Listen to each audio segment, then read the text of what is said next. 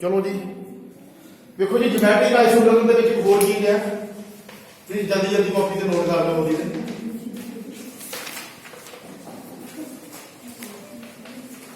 Geometric isomer ਦੇ ਵਿੱਚ ਹੋਰ ਚੀਜ਼ ਹੈ ਜੀ ਸਭ ਤੋਂ ਪਹਿਲਾਂ ਦੇਖੋ ਜੀ ਅਸੀਂ ਕਹਿ ਸਕਦੇ ਹਾਂ फैक एंड मर फैक एंड मर आइसोमर्स फैक एंड मर आइसोमर्स फैक मीन्स फेशियल आइसोमर फैक मीन्स फेशियल आइसोमर और मर मीन मैरिडोनियल आइसोमर मैरिडोनियल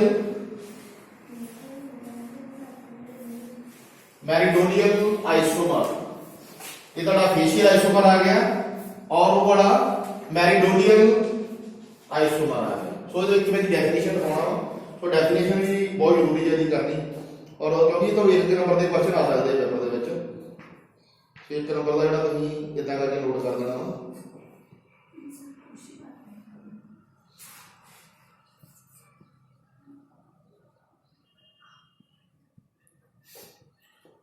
इनू मैरी डायोनल बोलते हैं डायोनल मैं दोबारा कर दूंगा मैरी डायोनल आइसोमर ठीक है जी सो सब तो पहले देखो जी फैक जेड़ा आइसोमर है या फेशियल आइसोमर है ਉਹਦੇ ਵਿੱਚ ਕੀ ਹੁੰਦਾ ਜੀ ਉਹਦੀ ਡੈਫੀਨੇਸ਼ਨ ਨੋਟ ਕਰ ਲਓ this types of isomer same ligands this types of isomers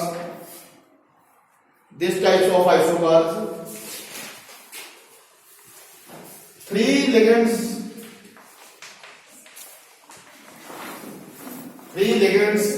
are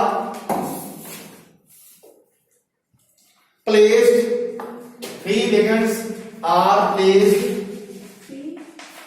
three ligands are placed on three ligands are placed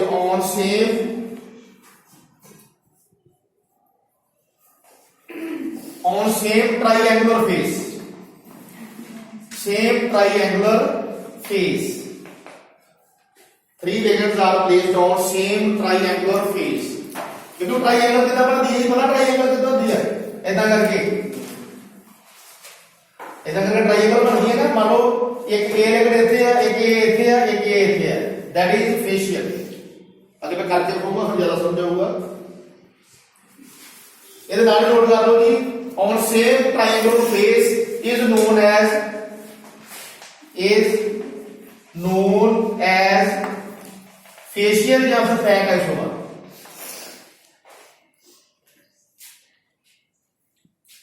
next आ गया जी मैरिडोनियल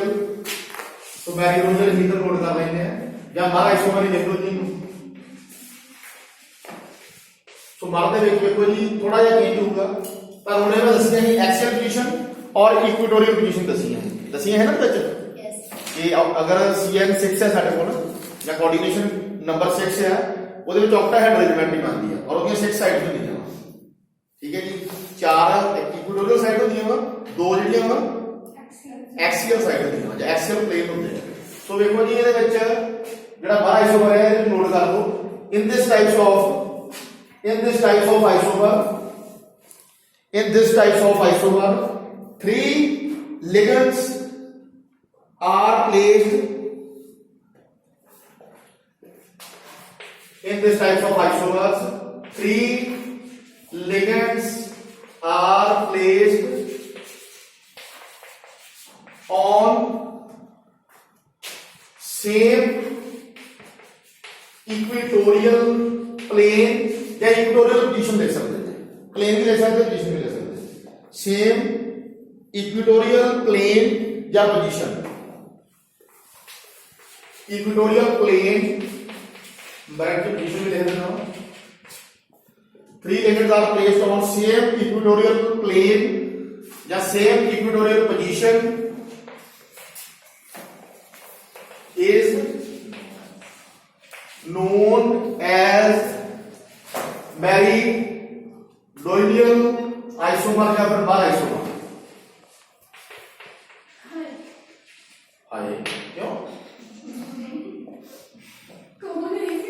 साहब तुर के गई थी।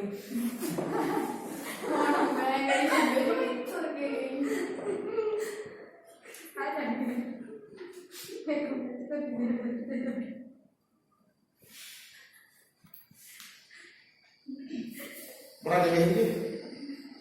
भाई एग्जाम्पल ले लीजिए। हाँ जी सर।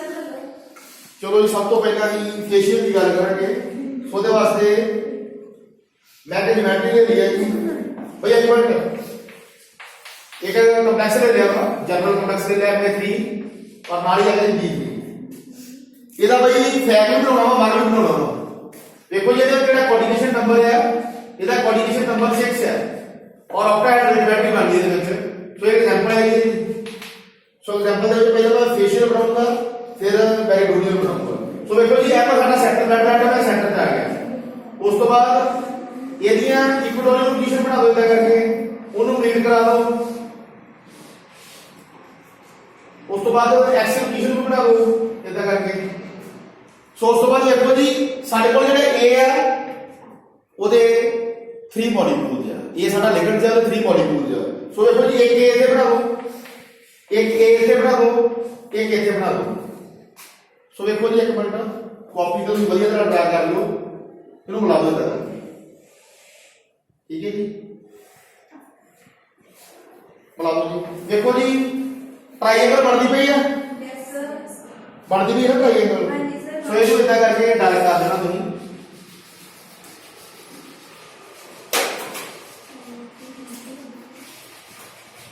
ये ताड़ी बन गई जी। ये की बन गई देखो जी बाकी की बचते हैं B3 बचते हैं एक B ਇੱਥੇ आ गया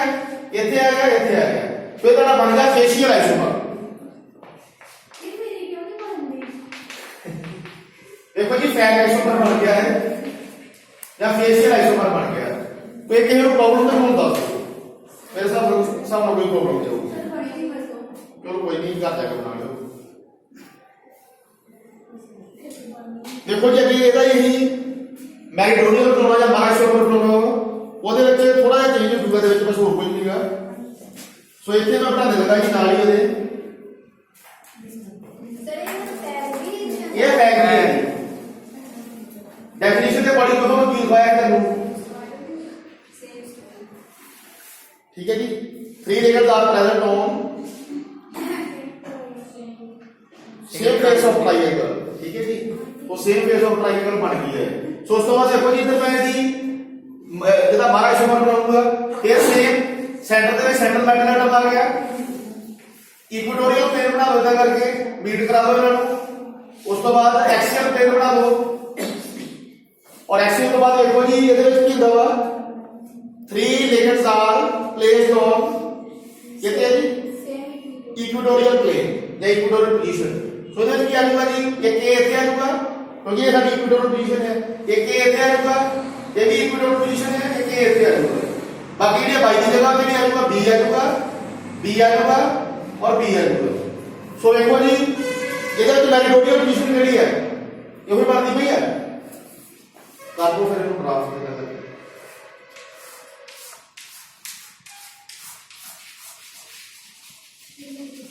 ਠੀਕ ਹੈ ਜੀ। ਇਹ ਤੁਹਾਡੀ ਬਣ ਗਈ ਜੀ ਮੈਰੀਡੋਨੀਅਲ ਪੋਜੀਸ਼ਨ ਜਾਂ ਬਾਹਰ। ਦੇਖੋ ਜੀ ਇਹਦੀ ਡੈਫੀਨੇਸ਼ਨ ਰੀਡ ਕਰੋ ਤੁਹਾਨੂੰ ਸਾਰੀ ਸਮਝ ਆ ਜਾਊਗੀ। ਇਹ ਤਾਂ ਤੁਹਾਨੂੰ ਦੱਸਿਆ ਨਾ 3 letters are placed on same equatorial plane या फिर सेम इक्वेटोरियल पोजीशन या फिर प्लेन। सो देखो ये भी इक्वेटोरियल है ये भी इक्वेटोरियल है ये भी इक्वेटोरियल है पर ਇਹਦੇ ਵਿੱਚ ਇਦਾਂ ਨਹੀਂ ਇਹਦੇ ਵਿੱਚ सेम फेस ऑफ ट्रायंगल है। सो ट्रायंगल इधर बन गई है ठीक है इतना मिल गया। चलो जी ये बन गया ਤੁਹਾਡਾ बार आइसोमर। ये बन गया बार आइसोमर।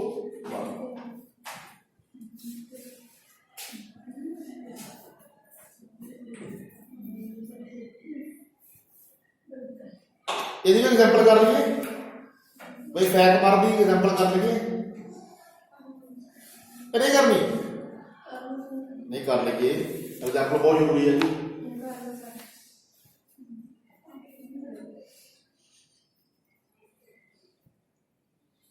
बाबा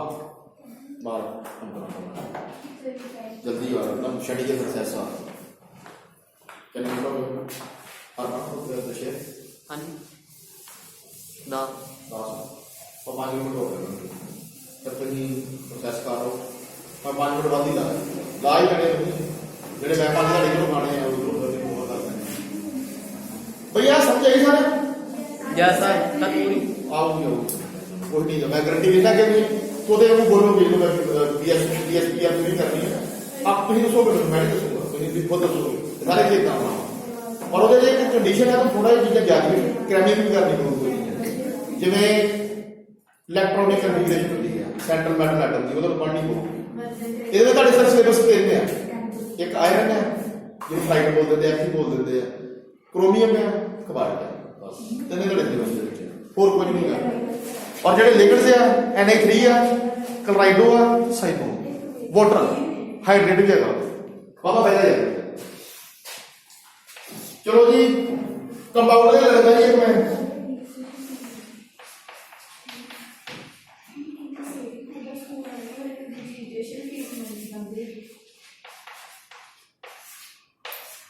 चलो जी ये तो कंपाउंड है जी ये तो कह सकते हैं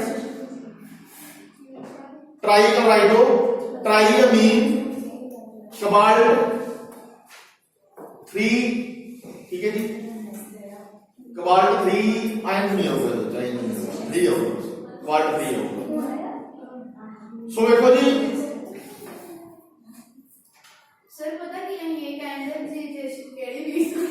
बेटा मेरे को कुछ नहीं पता ये तो कुछ कर सकता तो पता लगना प्लीज ये क्या करना करो वीडियो बना देखो जी ये की फर्क है जेडी बने एग्जांपल नहीं सेम ਉਹਦੇ बेस नहीं फर्क करना ਹੁਣ ਇੱਕ ਵਾਲੀ ਨੇ Ma3 B3 हाँ जी ये तो देखो Na3 के एलिमेंट है उसमें 3 मॉलिक्यूल्स है क्लोरीन के एलिमेंट है उसमें 3 मॉलिक्यूल है कोबाल्ट साडा सेंटर मैटर एटम पढ़ा दो सारे ने कॉपी से कोबाल्ट सेंटर जाएगा जी सारे अपनी कॉपी से पढ़ाओ यदि इक्विटोरियल पोजीशन बना दो मीट करवा दो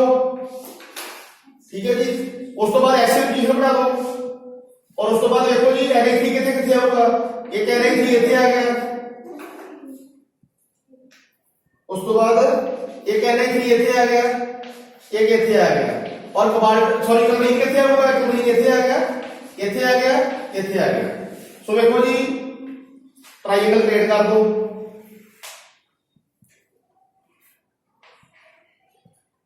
सो इतना करके ट्रायंगल क्रिएट कर दो उस तो बाद देखो जी इतना करके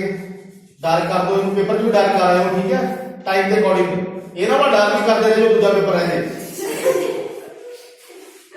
क्योंकि ये बड़े नंबर की शायद ना आवे काफी छोटे होगा तो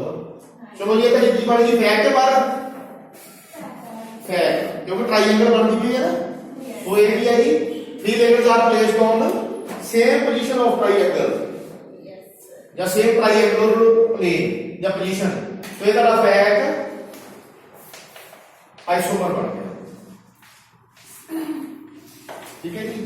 तो देखो जी ਇਹਦਾ ਕੀ ਬਣਾਉਣਾ ਸੀ ਟ੍ਰਾਂਸ ਬਣਾਉਣਾ तो ट्रांसमिशन बना लो जी तब मैंने दसिया ही सर कुछ सेंटर से कोबाल्ट आ गया उस तो बाद पहला जी है इक्वेटोरियल पोजीशन बना दो और इक्वेटोरियल को बीट करवा दो आपसे इतना करके उस तो बाद ਇਹਦੇ ਵਿੱਚ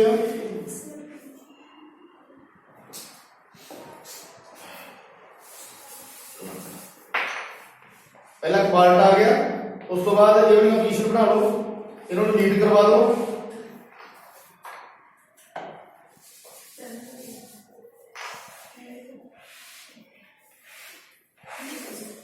उस तो बाद एक्सियल बना दो जी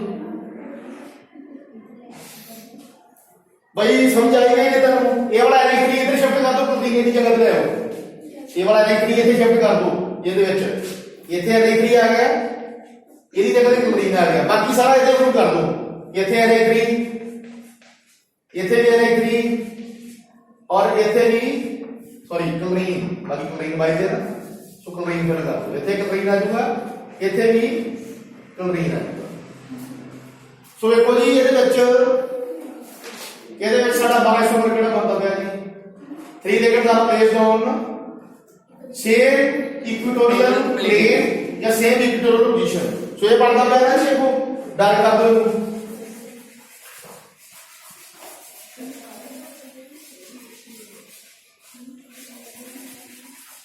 ਜੀ ਇਹ ਤੁਹਾਡਾ ਕੀ ਬਣ ਗਿਆ ਜੀ ਕਿਹੜਾ ਬਣ ਗਿਆ ਟ੍ਰਾਂਸ ਮਾਰਕ ਕਿਹੜਾ ਸਰ ਕਿਹੜਾ ਹੈ ਇਹ ਆਪਣਾ ਕਿਹੜਾ ਬਣਿਆ ਜੀ ਸਰ ਮਾਰਕ ਮਾਰ ਆਈਸੋਮਰ ਜਾਂ ਮੈਰੀਡੋਨੀਅਲ ਆਈਸੋਮਰ ਠੀਕ ਹੈ ਜੀ ਆਈ ਹੋਪ ਕਿ ਤੁਹਾਨੂੰ ਇਹਦੀ ਸਮਝ ਆਈ ਹੋਊਗੀ ਪਰ ਨਹੀਂ ਆਈ ਤੇ ਘਰ ਜਾ ਕੇ ਅਦਰ ਐਗਜ਼ਾਮਪਲ ਤੇ ਬੱਥਾ ਮਾਰ ਲਿਓ ਡਿਸਕਸ ਕਰ ਲਿਓ ਫੋਕਸ ਕਰ ਲਿਓ ਠੀਕ ਹੈ ਜੀ ਤਾਂ ਆਈ ਹੋਪ ਕਿ ਸਮਝੀ ਆ ਤੁਹਾਨੂੰ ਇਹ ਕੋਈ ਔਖੀ ਚੀਜ਼ ਨਹੀਂ ਹੈਗੀ ਸੋ ਇਹਦੇ ਨਾਲ ਇਹ ਟੌਪਿਕ ਜਿਹੜਾ ਵਾ ਖਤਮ ਹੁੰਦਾ ਵਾ ਨੈਕਸਟ ਦੀ ਟਾਈਪ ਹੈ ਆਪਟੀਕਲ ਆਈਸੋਮਰ ਫਿਰ ਵੀ ਐਸਪੀ ਆ ਸੋ ਇਹ ਮੈਂ ਇਹਦਾ ਲੈਕਚਰ ਖਤਮ ਕਰਦਾ thank you Thank you, sir.